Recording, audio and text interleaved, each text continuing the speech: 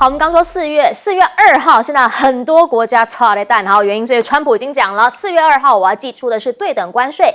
但是有但书的哈，听到那个 but 的时候，大家耳朵会张大一点点。来，美国官员告诉你啦，有2类国家小心啦，没关系啊，你不会成为箭靶。一个就是呢，你现在没有对我们实施所谓的关税的国家啊，不跟我们收钱，我们也不跟你收。另一个是什么？你现在跟我们是贸易逆差，换句话说，我们赚你们钱，那我们就不会这样对你们了。而现在呢，他在解放日要宣布对等关税，彭博就讲啦，这个叫做目标明确嘛，所以很有可能你根本连什么缓冲期什么都没有。当他一讲完一签完那个 right 那个当下，就是直接立即生效。那如果你现在再不反应4月2号，其实要反应可能也有点来不及了，要快呢，因为呢，只要一讲完之后。就会加关税。换句话说呢，它一签完，那个时候入关的那些商品，通通可能价钱都不一样了。所以最近在美国的港口，你所看到的就是包括了欧洲啦、亚洲汽车厂快马加鞭啦，赶快能送的全部都送去。为什么？现在送进去跟以后4月2号之后送进去，价钱可能会差很多。另一个呢，则是大陆智库告诉你的，好啊，对我有利。好，此话怎讲？他的讲法是，现在呢，美国跟我们已经有多轮的贸易摩擦，那他们一直在加我们关税，所以现在要跟我们对等关税。对我们来说，因为他加我已经高于我加他，所以我根本就不那么害怕。而确实，中方现在呢，在面对美方一而再再而三的提出关税这件事情，开始走自己的路了。怎么做？他对库克啊、李在镕这80家的企业代表喊话，李强出来说坚定开放外企合作。换句话说，他告诉你，我们是稳定的力量，不管外面的环境怎么变化，我们都会欢迎你深耕中国。也就在这个时候，中日韩外长开始进行对话，然后呢，他们推自贸协定。王毅就讲啦，大家一起来合作嘛，把饼做大嘛，让1+1+1可以大于3。所以啦，先前讲的什么扩大日本的水产啊，或者是扩大日本大米啊，这些我们确实都已经有进入谈判的内容或者是细节。那中韩双方呢，现在也有可能会因为这样而更新10年前签订的双边自由贸易协定。日本的水产达成了20多项的共识。换句话说，在日本、韩国这么跟美国麻吉的亚洲国家，也开始在经贸上面悄悄转向了。对于美国来说呢，现在很多东西卖出去，可能也会被课对等关税。其中有一项，你常常去到美国，他就会想 OJ 什么 Orange Juice。好了。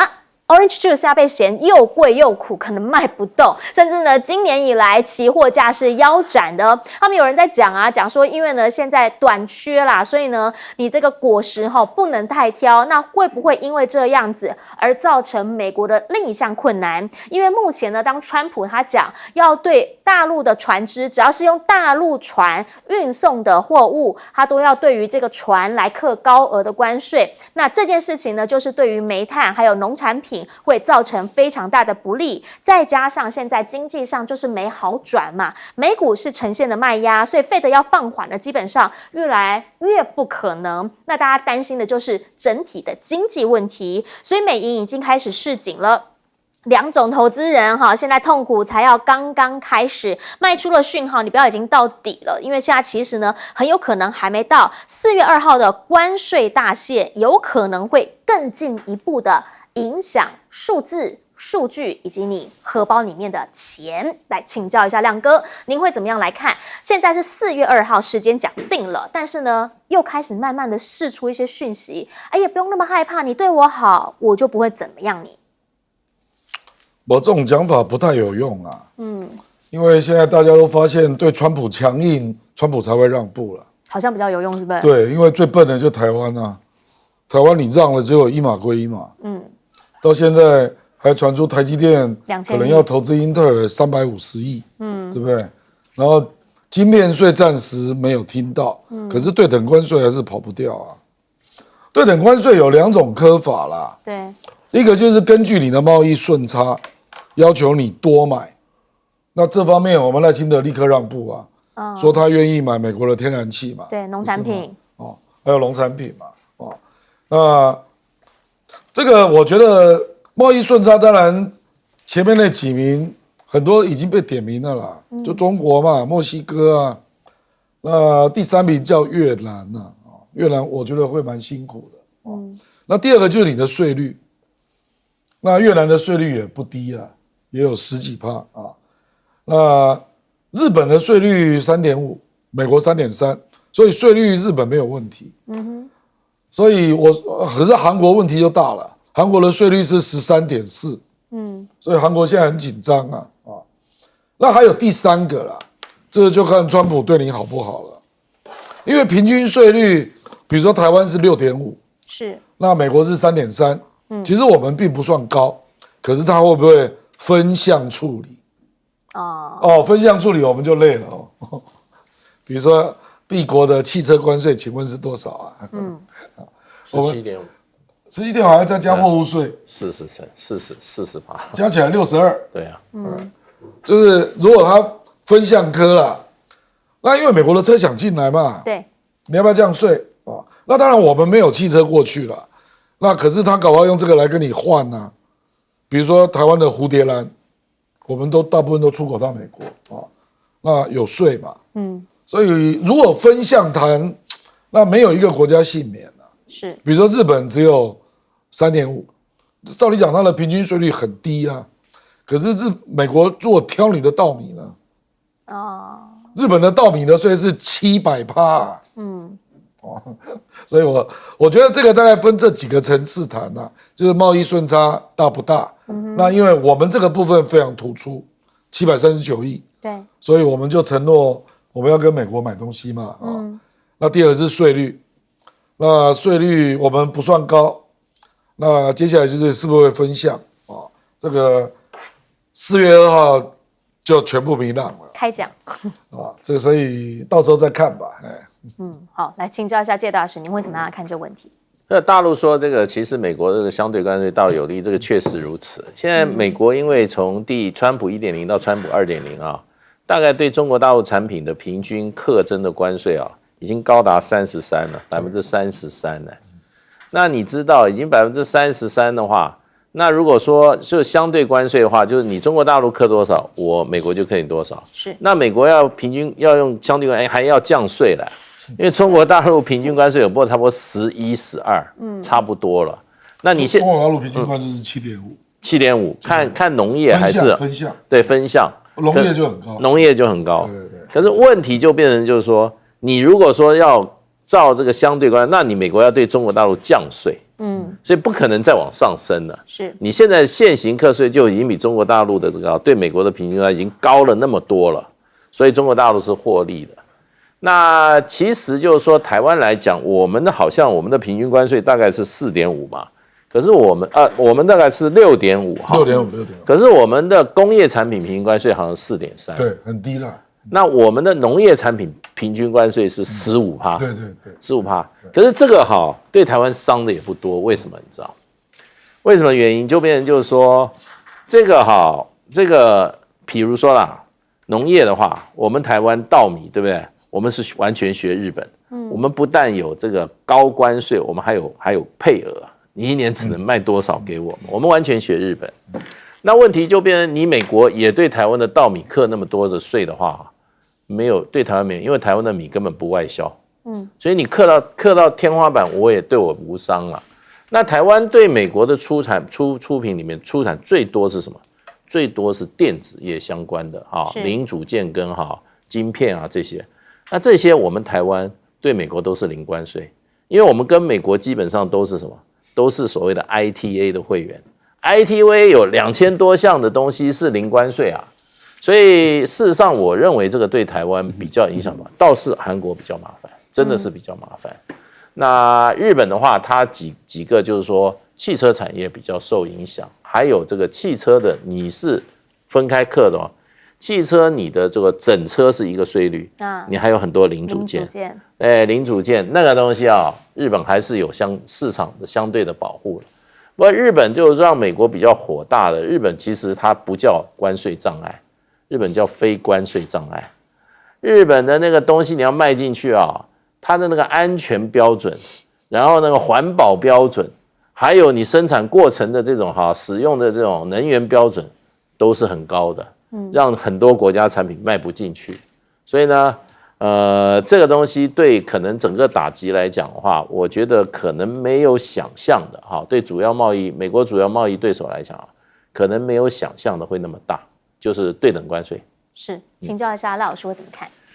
现在所有的假设是美国还遵守规矩嘛？但是问题是在于美国会遵守规矩吗？美国如果遵守规矩的话，就不会提出所谓的对等关税嘛？因为我们都知道，一方面的是普世的这个规矩就是 WTO，然后在 WTO 的要求下，你如果愿意走这个双边的或是多边的自由贸易体系，它是欢迎的，因为 WTO 的规矩就是说你的税不要单独的加嘛。那因此呢，我们在一个对于刚开始谈一篮子的关税的时候，对于以发达的国家、发展中的国家跟为那个发达很落后的国家，我们是会有不同的关税的一个保护，还有给它一个期限，还有产品种类里面有一些是没有关税的，有一些是有的等等的。那这个就是 WTO 的大框架。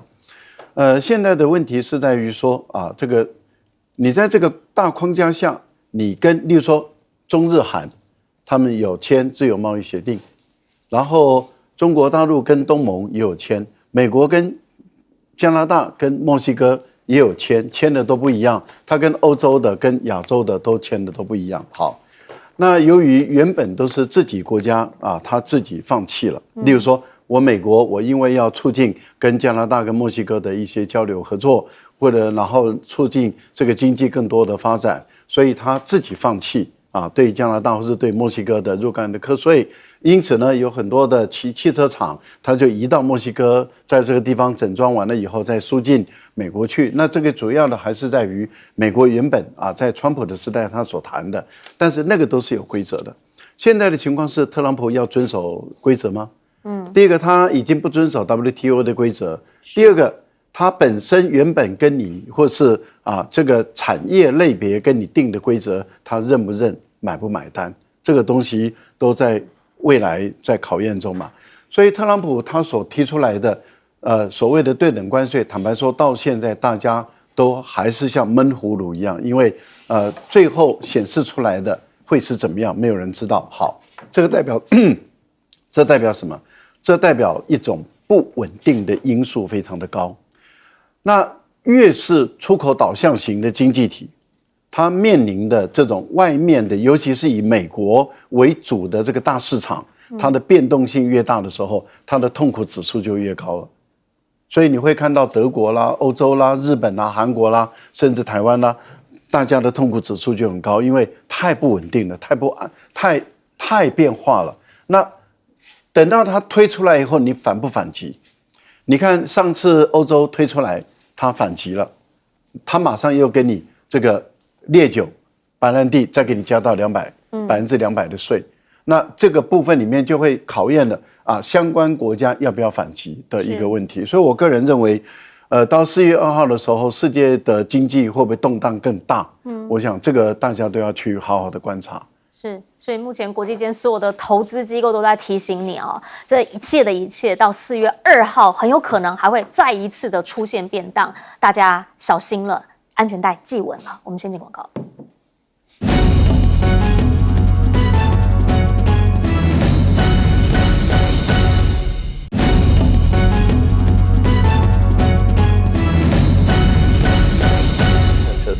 好的，你看到的是川普，他现在除了关税这个议题之外，还有哪一个议题特别上心？那就是俄乌战了。原因是因为呢，他自认跟俄乌总统的关系都很好而且我有办法去阻止普丁，你们谁有办法，对吧？那线下呢，最新的和谈进度曝光了，美乌谈完之后，美俄现在即将要磋商。那对于乌克兰这边，他是怎么讲的？他觉得说，很好我们努力让这个所谓的停战目标来实现。克里姆林宫佩斯科夫这边则说了，我们讲的是细节，提出大量细节需要解决，所以回过头来，所谓的细节是什么？是是要停火，我有一个前提存在，我要的是永久停火。一个时间点，4月20号之前有没有可能广泛停火？这件事情呢，说可能促成的就是在黑海这里的航行安全，有可能从南部这里开始。华府目前定了一个时间叫4月20，但做得到吗？原因是因为复活节前希望能够敲定这件事。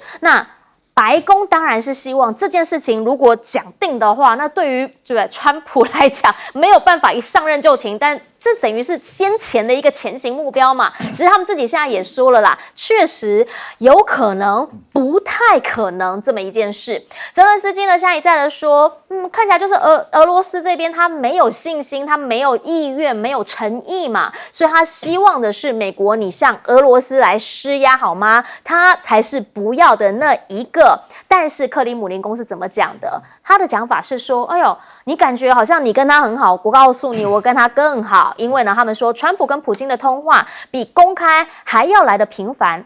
那不就是说很多事情是 under table 在谈吗？这个真的是好的事吗？目前美国特使说了，两边谈的症结在哪里？瞧不拢的那个细节在于占领区的归属啦，也就是当俄罗斯这边只要我吃下来的，我都不愿意退。那俄方、乌方，你们到底彼此能接受的、妥协的有多少？川普的这个特使也说啦，泽伦斯基他也承认自己没有办法进入北约啊，甚至呢他还同意要举行大选。那如果说是这样的话，是不是在俄方这边的一些坚持，其实乌方有所回应？但是谈判是这样。一来一往，谁占上风，谁要的、谁咬的可以比较多。对川普来说呢，他要的是什么？他要的，是网络上面 New York Times 讲的，他要的是那个谢谢啦。他要坚持外国领导人必须要感谢他啦。我做的这一切，你就是要感谢我哈。希望盟友人对他呢都能够表达明确或者是隐晦的感谢。那其中呢，他其实在内阁里面，他也有开始要求要表达感谢。因为呢，比如说啦 ，Rubio 他就曾经发文讲啦，他跟谁说？他跟波兰外长讲说，你应该早点说谢谢。没有心链的话，乌克兰早就输了。那他们现在都已经到你们家门口了，所以一个接一个。这样子的一个川普风格慢慢在延伸，而大家讲的是 Rubio 为什么最近常常出来刷存在感的原因，是因为呢他跟马斯克不是那么合嘛。那先前呢就有讲他们两个人是不合的话还在吵架，川普就在旁边看。那甚至呢还传说呢 Rubio 他呢去唱 CNN， 这一些事情基本上大家讲的都是到底谁能够成为川普最相信的那个人。而回过头请教亮哥的是，到底相较于乌克兰或者是俄罗斯，川普比较喜欢谁？虽然他讲的讲法就是两边我都能沟通，两边只有我才能阻止。我觉得你刚刚讲到那个领土主权范围，乌克兰不愿意提方案嘛，还是一样啦，我还是卡在这里啦。我认为不加入北约那种问题早就结束了啦，因为加入北约又不是乌克兰能决定的，可是他的领土要让步多少？这个没有人敢说啦。你说你就是卖国贼，事实上我们去看雅尔达会议啦，雅尔达会议当年，事实上那个罗斯福后来对斯大林做让步，有关两个部分嘛，一个是波兰的东欧的领土疆界，对不对？另外一个就是国民政府啊，就中国的东北要让给苏联嘛。这两个，你如果把波兰跟中国找来谈，怎么会过？怎么会过？对不对？所以我觉得现在的麻烦就在这里，就是美国跟俄罗斯都有默契，都说乌克兰的领土一定要让。可是你把乌克兰找来谈，乌克兰为什么要同意？问题在这里啊。那雅尔达会议当年是怎么过的？就是美国、俄罗斯跟英国就通过了。那波兰你要不要吞下去？不然波兰事实上就已经被苏联打进来了。那苏联现在不就一样，同样在战争的上风。为什么苏联对东欧这么强硬？因为他已经打进去了嘛。所以我觉得有点类似啦，就是俄罗斯现在对他已经占上风的战争，是他丝毫不让。那川普呢，就希望乌克兰自己就认了吧。那乌克兰不让，乌克兰还在幻想啦，他背后那个欧洲会整合好啊，到时候英法德加北欧多少还可以让他撑几个月吧。我认为乌克兰确实有这样的心理了，然后没有人愿意当卖国贼了，这也是事实嘛。是啊，所以这种领土方案到最后恐怕要由第三方来开口吧。可是我跟你讲，川普也不愿意开这个口。我在历史上会记一笔，你开这个口会记一笔嘛？对，然后回去被民主党骂死，被欧洲民主派骂死，诺贝尔和平可能就没了。嘿，这个倒不一定啊。哦，可是我的意思就是说，现在就是卡在这里，这个是非常非常明显的啊。是，那美国老是在算计，他可以得到的好处嘛？是啊，这个比如说这个连克里米亚盖那个观光的度假别墅都提出来了啊。连这个扎波罗热核电厂由美俄共管都敢提啊，然后连北溪2号天然气管美俄来共同兴建，这个也敢提，对不对？我觉得这个就是为什么会让人家看不起你呢？所以你就解决问题嘛，你先去捞后面的好处，然后真正核心问题你都不面对，所以你这样怎么可能会有结果？所以我讲白了啦，这个只可能有2种结果，一个就是乌克兰继续被挤压啦，就是美俄夹杀啦，是，就我不提供你军援啦，不给你情报共享啊，那俄罗斯那边就跟着打，因为我讲白了，这个战局目前如果俄罗斯从那个贝尔格莱德还有那个他打进去打苏梅啊，那这2个地方往下就是哈尔科夫了，对，那扎波罗热那个地方打上来就是德涅普罗。所以坦白讲，这个整个战局对乌克兰是非常不利的。就如果他打到苏梅的话，他往右边打就是基辅啦，那也很近啊。那其实大家就在想说，来，我想请教一下这个介大使，原因是因为到目前为止，就川普来讲，他有被传出说跟普京通话比公开还要来得频繁。那对比刚刚亮哥他提出的，其实呢，现在已经有很多的媒体提到了有一些细节的部分，大家就会想问，这些有暗盘吗？里面通通都是暗盘，这个外交谈判啊，要公开的部分都是少部分的。你要公开的话，事实上事情就难办了。最好是暗盘把它处理掉是最好。对，所以他事实上这个川普已经被普丁扫平了两大障碍嘛。第一个就变成就乌克兰要加入北约是不可能的啊，不现实。然后想要恢复2014年以前疆界不现实，所以现在就是疆界的问题。乌克兰的话，你越摆到台上来讲，越难了，越难。那很可能最后就是泽伦斯基那你让我下台，对，我不要做这个亡国这个割地赔款的这个国家领袖嘛。那最后我想也只有这个方式啊。那泽伦斯基就是抵死不从啊，你就找一些喜欢做官的人，对不对？他来签一些丧权辱国的这些嘛，那现在就变成就是说，其实就普丁来讲，我觉得他现在一直在怎么样，在操控川普，因为川普是他手上最有力的一个部队，这个部队超过他的核子部队，超过他的飞弹部队，超过他的地面上的100万大军，川普一个人可以摆平一场战争，用军事力量无法解决的一场战争。所以你看这个川普这个稍微有一点这个怎么讲就是说要摊牌的时候，普丁总是帮他忙。现在又说你看吧，我们原来都是克里姆林宫否认说我们没有跟他打电话，现在他出来讲说，事实上我们很多都有谈好。这一方面是对川普的一个支持，表示川普事实上还得到普丁的重用、信任。我是重用嘛，是一样。那另外一方面也给谁施压？也给泽伦斯基施压啊！你不要忘记川普是在我这边的，所以我觉得普丁他现在就是基本上是在打川普牌，他要川普呢去帮他冲锋陷阵，如果受了点挫折的时候他也可以及时给他一些安抚，跟对他一些支持。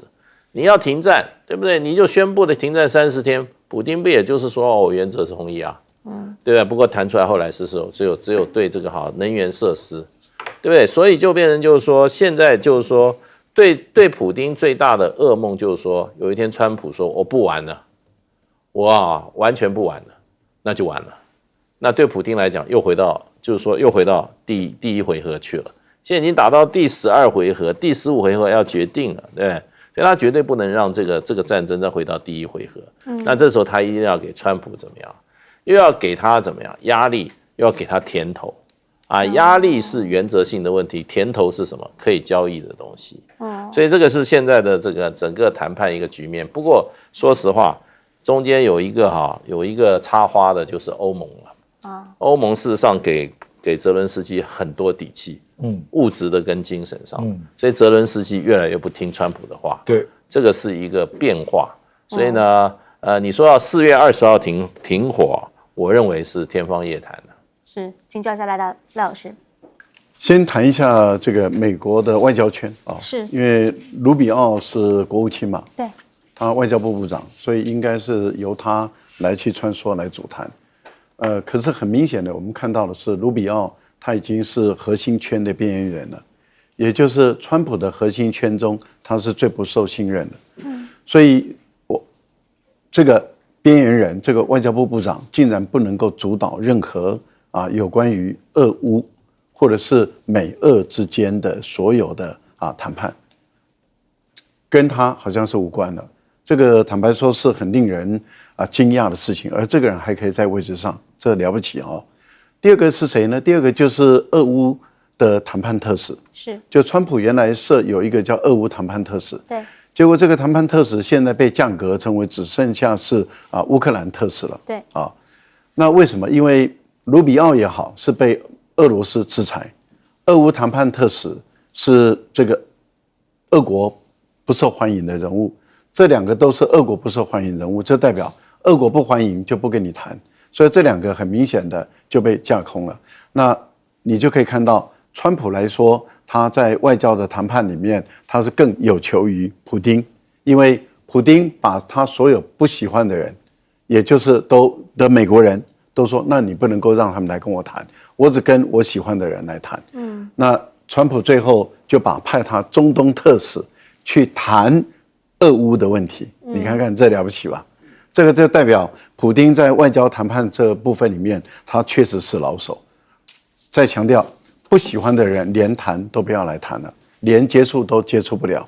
对于川普要成果的人来说，那他根本就谈不下去了，所以就只好换将。这第一个。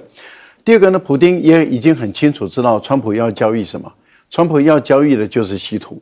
那为什么川普对于稀土那么的在意呢？那就是代表大陆的稀土政策产生巨大的效果，美国的稀土的存量应该已经越来越见底了。所以对美国的军工企业的发展跟美国半导体、通讯企业的发展，没有这些关键的稀土，它根本都发展不起来。那已经影响到美国的这个国防安全、经济安全跟工业科技的发展。对于川普来说，一定要想办法去掠夺、获得这个稀土，所以稀土就变成是普丁的一个筹码了。过去还没有感受到这个乌克兰的稀土有这么高的价值，可以把乌克兰的领土都整个切割。结果泽连斯基的所谓的胜利计划告诉美国人说：“我有你要的稀土。”结果这个稀土却变成是普丁利用来跟川普交易的一个筹码，也就是乌东地区，因为大部分的有价值的军事价值的稀土都在乌东地区，而且是在顿涅茨克州这个地方占很大的一个比重。普丁就是说，在我的顿涅茨克州的占领区内，我们可以合作开采，可以合作开采。那在非我的占领区是属于乌东地区的话，那我可以成为一个非战争的交火区。那这样的话，对于川普来说，这个是有利可图了。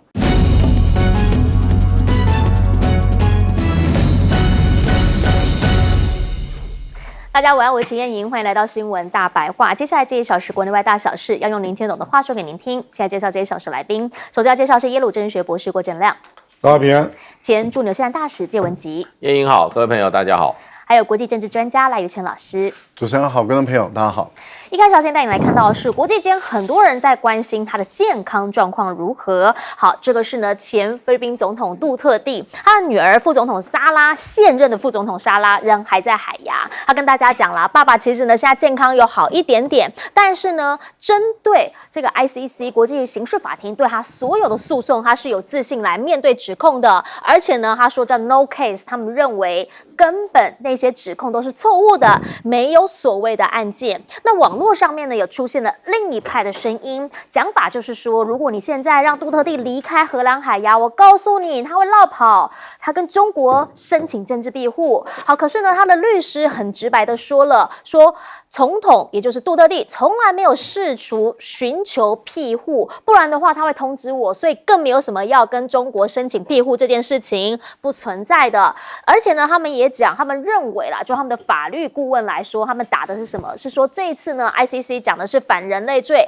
但他们觉得这个指控呢毫无根据。原因是因为如果是这样子的话，那你当庭释放杜特地，那等小马可仕的可能就是另一个风暴喽。因为呢，要提的是反绑架法，那如果是反绑架法的话，最高在菲律宾是可以判处死刑的。换句话说，现在两造双方一来一往，大家开始在进行法律的攻防战了。而目前呢，也因为这一连串的事件持续在菲律宾发酵，在地呢，他们有非常多的这个示威，双方阵营彼此的行动都在进行当中，也因为这样，所以你看到是莎拉杜特地，他目前的民调是领先的。莎拉杜特地呢，目前民调有39%，也算是创下了新高啦。那更不用讲呢，他是在明达纳尔岛这个压倒性的支持会获得高达90%，所以呢，这一场其实会牵连到的就是期中选举，而目前杜特地就是那个前总统，他本身其实他还想要再回去达沃市这边再竞选市长，据说了他现在还很担心说他能不能回去选市长这件事情，还想要回去。好，两造双方的政治攻防战，对于小马可仕来说，现在必须要再下一层了。怎么做？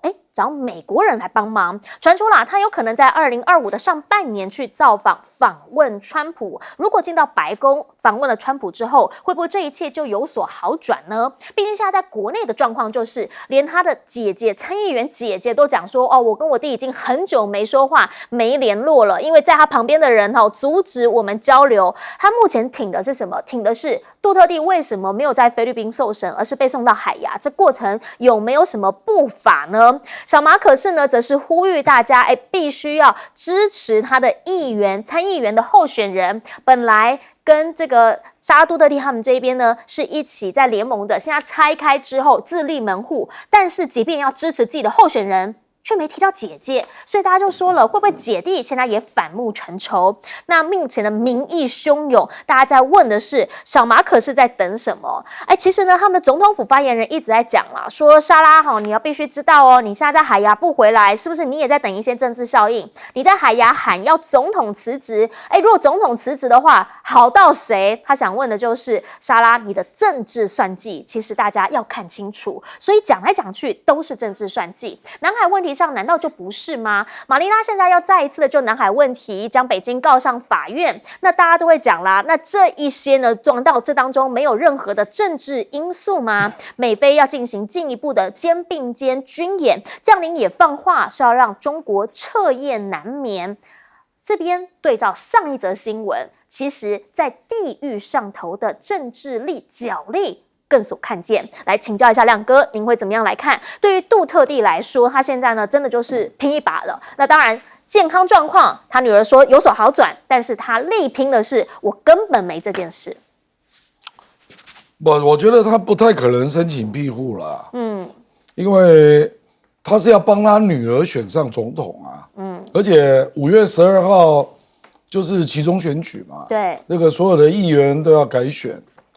你这个时候怎么可能跑去申请庇护？那大家都不要玩了，对不对？所以我觉得这个就是他的政敌在造谣啦。是其实未来还会有很多谣言呐。这个，那当然小马可仕，我认为他是一步错，后面要再怎么挽回难度都蛮高的啦。比如说你又去玩旧招，要再搞南海仲裁吗？那个根本中国大陆就不接受，那你去告也不会有结果啦，因为你不能执行嘛。那菲律宾老百姓，因为南海仲裁那是很早了，大概2015年啊，是那一路这样走下来，也没有看到菲律宾得到什么好处啊。因为时间已经够久，大家就会看得比较清楚了。就说，你本来小马可仕，你本来一上任还第一个首访中国大陆了。对。你本来抓到了经贸的先机，那后来自己就都没有再弄嘛，就全面转向美国嘛。那当然很多人怀疑是他个人原因呐，包括他们家族在美国的诉讼还有财产问题。可是没有办法，因为菲律宾这个地方就是亲美派、反美派，亲美派至少有40%以上了，至少跟韩国一样，其实韩国也是一样，所以尹锡悦还是有基本支持者。对，那这个明达纳尔也你也不能高估，因为明达纳尔的人口大概是2400万，吕宋岛人口是6200万。吕宋岛小马可是他的本地。对，可是不是只有小马可仕啦，对，好几个家族啦。对，那所以我的意思是说，沙拉也不能玩得太地域主义啦。OK， 不然你这样也选不上啦。所以当然他那个明达纳尔他们家大本营嘛，9成支持对，可是那个历来都不是菲律宾的主要的经济区啦。所以你无论如何还是要得到首都周边的支持啊，是不然杜特地当年卸任也不可能民调到8成嘛，对不对？所以我觉得这个大概这个没有办法，就是要步步为营啊。那亲马可仕，我跟你讲，菲律宾的英文报纸大部分都是亲马可仕的。好，那有当地的语言的报纸，大概就比较亲杜特地了。那你就说哪一个是主流，这个就很难讲啊。那如果利用经脉，那小马可仕经脉肯定比你强的嘛，所以你一定会遭遇到很多声音啊。可是重点就是，我觉得原来的那个批判的路线还是正确的。第一个，菲律宾是主权国家，是为什么不能够在菲律宾国内自己来审理？我觉得这一点是绝对说得通。是，所以连小马可仕的姐姐都跳车啊，就觉得菲律宾的主权尊严应该要顾及吧，所以我认为杜特地还是要选一个时间准备回来了，只是荷兰愿不愿意让他走，现在我看菲律宾政府了，我讲小马可仕应该要想方设法去跟荷兰海牙法庭让他回来。你是说在5月期中之前是不是？更早啦，更早啊，更早啦。如果拖到4月底再回来，那你就完蛋了。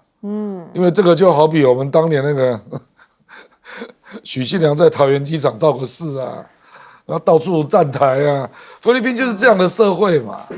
他民粹很强的，是。那政治常常会压过法律，你知道吧？他就是这种地方啊。那它确实有很多因素啦，家族因素、地区因素，亲美、亲中各有力量啊。可是有一些就是基本的啦，就是菲律宾是主权国家啊，为什么杜特地不能在菲律宾审理？我觉得这一点一定是多数支持的。不然你可以去问一下隔壁那个常常审判总统的那个国家嘛，你去韩国取经嘛，对不对？韩国人可以教你啊，怎么审理总统啊。所以这个没有理由交给国际刑事法院。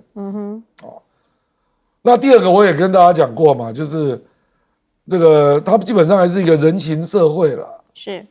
那杜特地让老马可仕可以归国，得到盛大的国葬，那你怎么对人家？所以这个就是这个叫什么？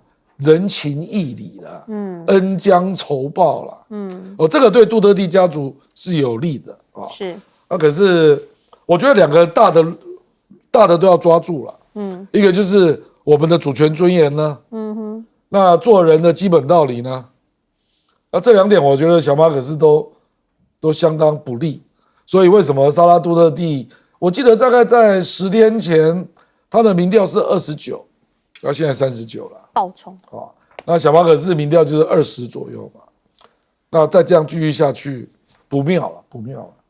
哦，确实哦，现在两派就有不同的说法，几个时间点给大家参考。就是呢，如果在 ICC 的国际法庭这一边，他们说4月之前，你必须杜特伊阵营，你要把所有的这些形式，比如说你有些证据啊什么的，你必须要交上来。那会不会那之后呢，就是一个可以谈什么时候回家的时间点？不知道。另一个呢，则是5月的期中选举。所以现在我们看到另一个时间点叫做今年上半年，那不就是6月之前吗？小马可仕说他有机会进白宫。想请教一下介大使，您认为这当中在政治的角力上面，是不是时间点上面大家都在算？对，大家都在盘算。这个我看今天菲律宾的英文报纸都在登的头条，就是小马可仕可能要在6月跟进白宫见川普，是，那么大量在宣传。另外，最近这个菲律宾报纸有关这个南海冲突的事件啊，又开始比较大的报道。我想这个都是在怎么讲呢？都在支持马可仕，这些都是对马可仕比较有利的啊，比较有利的。那我看菲律宾新闻报道，最近又有一篇报道说啊，这个有1-2个参议员，还有一些所谓的部落格的这些网红人士参加了一个由中国大陆所赞助的支持杜特地的一个研讨会。所以这些媒体上这些新闻你看怎么报，就是说当然这个刚刚郭委员讲了很多英文报纸大概都是支持马可仕，可是你就可以知道他们在政治上怎么在斗争。那另外一些前2天这个美国马尼拉的这个英文报纸也报道说，杜特地要过80岁了生日，他这次要在海牙来过，说他的前妻3月28号，对，3月8号，他的前妻跟他现在的 partner 2个都要去帮他过生日。我就想说，哇，这个对于这个天主教国家来讲的话，又有前妻，又有现在的 partner，80岁还有 partner， 这个新闻对杜特地是好还是坏？对，所以就变成你可以看出来，其实菲律宾人在政治斗争上其实也是相当的厉害。那当然有一些中立的媒体，他都报了一说这个菲律宾有一个宗教团体叫基督的教会，然后呢，他们出来呼吁说，马可仕应该的作为应该是要增加国家的团结，而不是造成国家的分裂。对。然后呢，这个就获得很多在这个参议院里面支持杜特地的一些参议员声援说，你看这个教会，我后来查了一下，这个教会在菲律宾来讲是属于独立教会，它呢只有全民的2%，所以现在我们就要看，就是说这个其实杜特地他现在2个战场，一个就怎么样，他要在海牙的法庭上，他要能够怎么样，在程序上跟实体上要能够怎么样证明对海牙的这个国际刑法对他的管辖是没有管辖权的，然后呢这件事情没有管辖权，而且是不应该管的，然后让他在程序上不进入实体的部分呢，就可以怎么样，就解脱出这一次的这个诉讼。那在国内部分呢，那很重要的，我们现在还没有看到主要的这个菲律宾的社会团体，最主要什么？天主教会。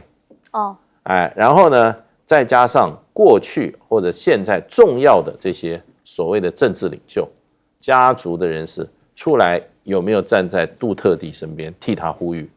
然后还有一个就是国会里面的声音，这些都是很重要的战场那可是就是说，对于杜特地来讲，他这个虽然曾经当过总统，可是他的出身是属于南部的民达纳奥，在广大的吕宋岛这个势力里面，他可能还是趋一点劣势。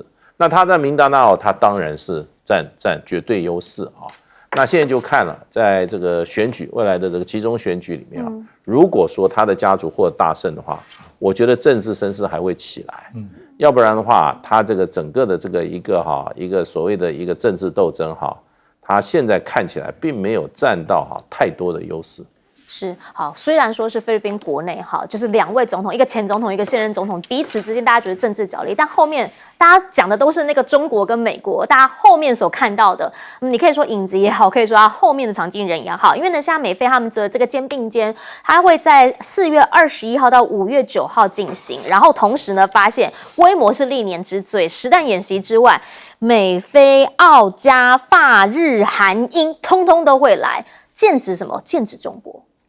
意义不大，效果也不大啊，因为肩并肩的一个作战演练啊，如果就以战区来说，那解放军的南部战区是足够可以覆盖整个菲律宾，还有就是说所谓的多国的联军啊，因为这些联军基本上来说不可能真的是为了菲律宾来跟中国大陆作战啊，所以我们会觉得说他们只是来壮声势，好像表达说它的存在。